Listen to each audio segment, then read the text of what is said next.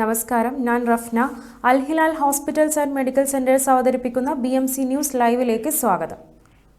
Labour market regulatory authority ജനുവരി 12 മുതൽ 18 വരെ 636 പരിശോധന നടത്തി.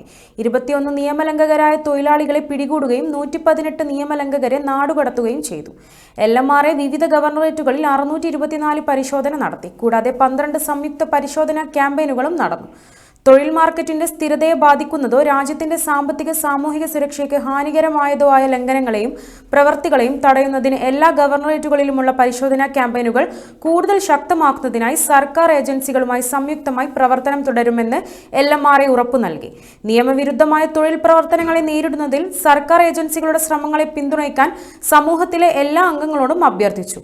ലംഘനങ്ങളെ LMRA വെബ്സൈറ്റായ www.lmra.gov വഴിയോ അതോറിറ്റി കോൾ സെന്ററായ 17506055 എന്ന നമ്പറിൽ വിളിക്കുകയോ ചെയ്യാമെന്ന് LMRA അറിയിച്ചു. പ്രവാസി ലീഗൽ സെൽ കുവൈറ്റ് ചാപ്റ്റർ 5ാം വാർഷിക പോസ്റ്റർ പ്രകാശനം ഗതാഗത വകുപ്പ് മന്ത്രി ശ്രീ KB ഗണേഷ് കുമാർ നിർവഹിച്ചു. ചടങ്ങിൽ ലോക കേരള സഭ പ്രതിനിധി Babu Francis, Pravasi Legal Cell Kuwait chapter president Biju Stephen, general secretary Shaijith എന്നിവർ പങ്കെടുത്തു. പ്രവാസി ലീഗൽ സെൽ കുവൈറ്റ് ചാപ്റ്ററിന്റെ 5ാം വാർഷിക പരിപാടികൾ കുവൈറ്റ് സിറ്റിയിലുള്ള കോസ്റ്റ ഡെൽ സോൾ ഹോട്ടലിൽ വെച്ച് 2025 ജനുവരി 25 ശനിയാഴ്ച നടക്കുമെന്ന് ഭാരവാഹികൾ അറിയിച്ചു. വാർഷിക പരിപാടി ഡോക്ടർ ഷെയ്ഖ ഉമ്രഖാൻ Al Sabah, goodwill ambassador and Kuwait elite team അധ്യക്ഷ ഉദ്ഘാടനം നിർവഹിക്കും. ഇന്ത്യൻ പ്രവാസി സമൂഹത്തിലെയും കുവൈറ്റിലെയും പ്രമുഖ വ്യക്തികളും ചടങ്ങിൽ പങ്കെടുക്കുമെന്ന് പ്രവാസി ലീഗൽ സെൽ കുവൈറ്റ് ഭാരവാഹികൾ അറിയിച്ചു. IYCC ബഹ്റൈൻ റിപ്പബ്ലിക് ദിനാഘോഷത്തിന്റെ ഭാഗമായി വെബിനാർ സംഘടിപ്പിച്ചു. IYCC ബഹ്റൈൻ ദേശീയ പ്രസിഡന്റ് ഷിബിൻ തോമസ് അധ്യക്ഷത വഹിച്ച പരിപാടിയിൽ ഭരണഘടനാ ശില്പികൾ ഭരണഘടനാ പഠനം എന്ന വിഷയത്തിൽ KPCC അംഗവും ഇന്ത്യൻ യൂത്ത് കോൺഗ്രസ് സംസ്ഥാന ജനറൽ സെക്രട്ടറിയുമായ അഡ്വക്കേറ്റ് VP അബ്ദുൾ റഷീദ് വിഷയാവതരണം നടത്തി. ജവഹർലാൽ നെഹ്റു, BR അംബേദ്കർ, സർദാർ വല്ലഭായ് പട്ടേൽ അടക്കമുള്ള ഭരണഘടനാ ശില്പികളെ സംബന്ധിച്ച് സംസാരിച്ചു. IPC സെക്ഷനുകളുടെ പേര് മാറ്റി ഇത് ഞങ്ങളുടെ സംഭാവനയാണെന്ന് ഭാവിയിൽ പറയിപ്പിക്കാനുള്ള ഉദ്ദേശമാണ് കേന്ദ്ര ഭരണകർത്താക്കൾ ശ്രമിച്ചു പോകുന്നത്. എന്നാൽ ഭരണഘടനാ സമിതിയുടെ ഏതെങ്കിലും ഒരു ഘട്ടത്തിൽ പോലും ഇന്ന് കേന്ദ്രം ഭരിക്കുന്ന ആളുകളുടെ സംഭാവന ഉണ്ടായിട്ടില്ല. ഇന്ന് ഭരണഘടന തകർക്കാനുള്ള പ്രവർത്തനങ്ങളാണ് കേന്ദ്ര സർക്കാർ നടത്തുന്നത് എന്നതാണ് യാഥാർത്ഥ്യം. സംസ്ഥാന മന്ത്രി തന്നെ ഭരണഘടനയെ അവഹേളിച്ചിട്ടും അദ്ദേഹത്തെ സംരക്ഷിക്കുന്ന നിലപാടെടുത്തു സംസ്ഥാന സർക്കാർ ഭരണഘടന അവഹേളനം നടത്തുകയാണെന്നും അദ്ദേഹം ചൂണ്ടിക്കാട്ടി. IYCC Bahrain IT and media വിങ്ങിന്റെ ആഭിമുഖ്യത്തിൽ സൂം ആപ്ലിക്കേഷൻ പ്ലാറ്റ്ഫോമിലൂടെയാണ് പരിപാടി നടന്നത്.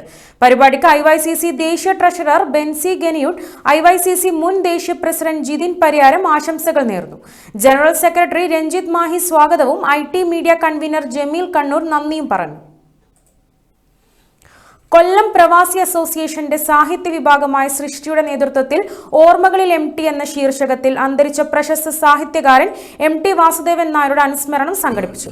KPA ഡൂബ്ലി ഹാളിൽ സംഘടിപ്പിച്ച അനുസ്മരണം KPA vice president Koyivila Muhammad ഉദ്ഘാടനം ചെയ്തു. KPA general secretary Prasanth Prabuddhan സ്വാഗതം ആശംസിച്ചു. അനുസ്മരണ പ്രമേയം സൃഷ്ടി സാഹിത്യവേദി കൺവീനർ വിനു ക്രിസ്റ്റി അവതരിപ്പിച്ചു. നിസാർ കൊല്ലം മോഡറേറ്റർ ആയിരുന്ന സമ്മേളനത്തിൽ വൈക്കം മുഹമ്മദ് ബഷീർ അവാർഡ് ജേതാവും പ്രവാസി സാഹിത്യകാരനുമായ നാസർ മുതുകാട് മുഖ്യ അനുസ്മരണ പ്രഭാഷണം നടത്തി.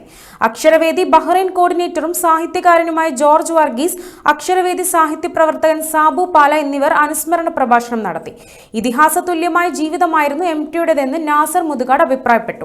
ലളിതമായ ഭാഷാ ശൈലി, സൂക്ഷ്മമായ രചനാ വൈഭവം എന്നിവ കൊണ്ട് മലയാള ഭാഷയെ ഉന്നതിയിലെത്തിച്ചു. MT എന്ന രണ്ടക്ഷരം മലയാളിത്വമുള്ള അക്ഷരങ്ങളായി മലയാളിയുടെ മനസ്സിൽ തങ്ങി നിൽക്കും. ഇനിയൊരു 2 തലമുറ കൂടി MTയും വായിക്കുമെന്നും സമ്മേളനം അനുസ്മരിച്ചു. വായനയുടെ ലോകത്തേക്ക് പുതുതലമുറ കടന്നു വരണമെന്നും സമ്മേളനം അഭിപ്രായപ്പെട്ടു. KPA സെക്രട്ടറി രജീഷ് പട്ടാഴി, സൃഷ്ടി കൺവീനർ ബിജു R പിള്ള എന്നിവർ ആശംസകൾ അർപ്പിച്ചു. KPA ട്രഷറർ മനോജ് ജമാൽ നന്ദി രേഖപ്പെടുത്തി.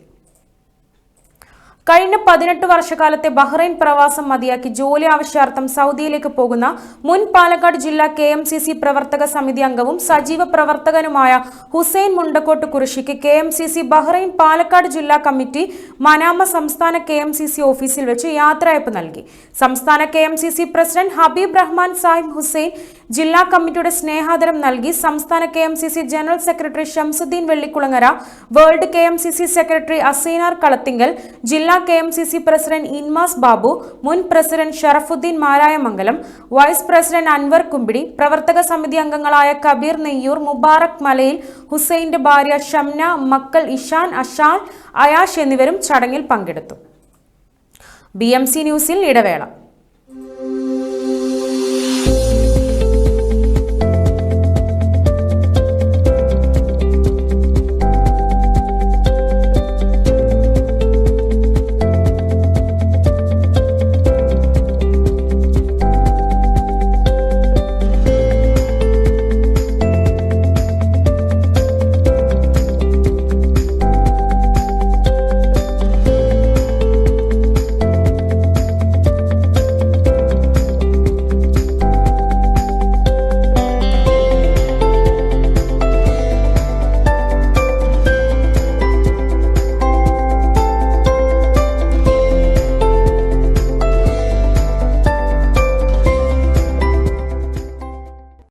Our skin is the mirror of our soul.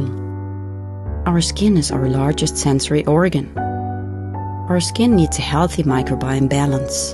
This is regulated by its pH value, which protects the skin from pathogens, cold and ultraviolet rays. Sebamed protects your skin.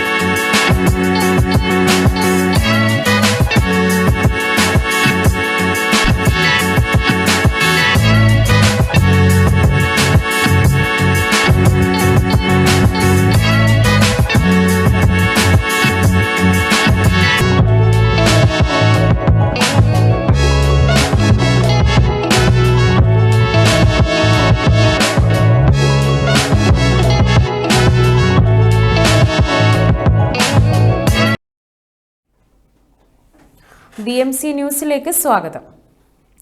Manama central മാർക്കറ്റിൽ ജോലി ചെയ്യുന്ന പ്രവാസികളുടെ ക്ഷേമത്തിനും professional വളർച്ചയ്ക്കും വേണ്ടി പ്രവർത്തിക്കുന്ന MCMA ബഹ്റൈന്റെ പുതിയ logo പ്രകാശനം മനാമയിൽ വെച്ച് നടന്നു. മനാമ MPയും ബഹ്റൈൻ പാർലമെന്റിന്റെ രണ്ടാമത്തെ ഡെപ്യൂട്ടി സ്പീക്കറുമായ Shri Ahmed Abdul Wahid Qarata പുതിയ ലോഗോയുടെ പ്രകാശന കർമ്മം നിർവഹിച്ചത്. പ്രകാശന ചടങ്ങിൽ president doctor Salam Mambattumoola, secretary Anees Babu, treasurer Latheef Marakkad, assistant treasurer Sreejish Vadakara, joint secretary Shafeel Yusuf, vice president Muneer Velliyakode, vice president Majeed TP, membership convener Mujeeb Rahman Darasi എന്നിവരും പങ്കെടുത്തു. രാജ്യത്ത് ഏറ്റവും കൂടുതൽ കോവിഡ് മരണം സംഭവിച്ചത് കേരളത്തിലാണെന്ന് കേന്ദ്ര സർക്കാരിന്റെ കണക്ക്. കഴിഞ്ഞ വർഷം കേരളത്തിൽ കോവിഡ് ബാധിച്ചു മരിച്ചത് 66 പേരാണെന്ന് കേന്ദ്ര ആരോഗ്യമന്ത്രി JP നദ്ദ ലോക്സഭയിൽ പറഞ്ഞു. കഴിഞ്ഞ വർഷം 5597 പേർക്ക് കേരളത്തിൽ കോവിഡ് സ്ഥിരീകരിച്ചു.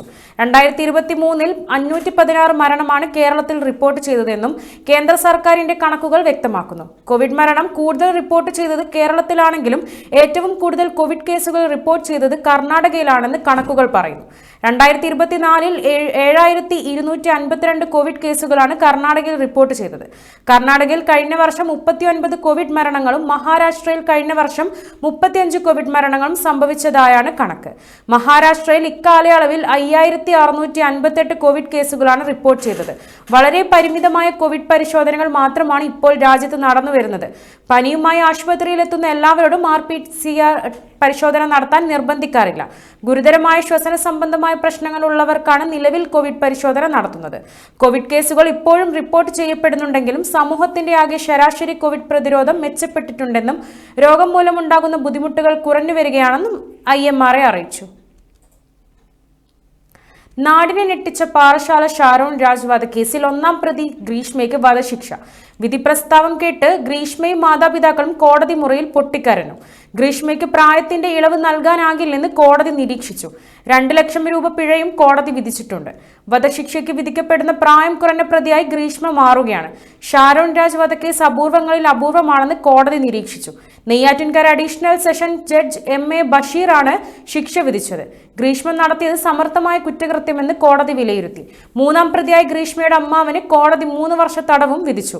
അന്വേഷണം വഴിതിരിച്ചുവിട്ട കുറ്റത്തിന് കോടതി 5 വർഷം തടവും 50,000 രൂപ പിഴയും, കൊലപാതകത്തിന് വേണ്ടിയുള്ള തട്ടിക്കൊണ്ടുപോകലിന് 10 വർഷം തടവും കൊലപാതകത്തിന് വധശിക്ഷയുമാണ് കോടതി വിധിച്ചിരിക്കുന്നത്.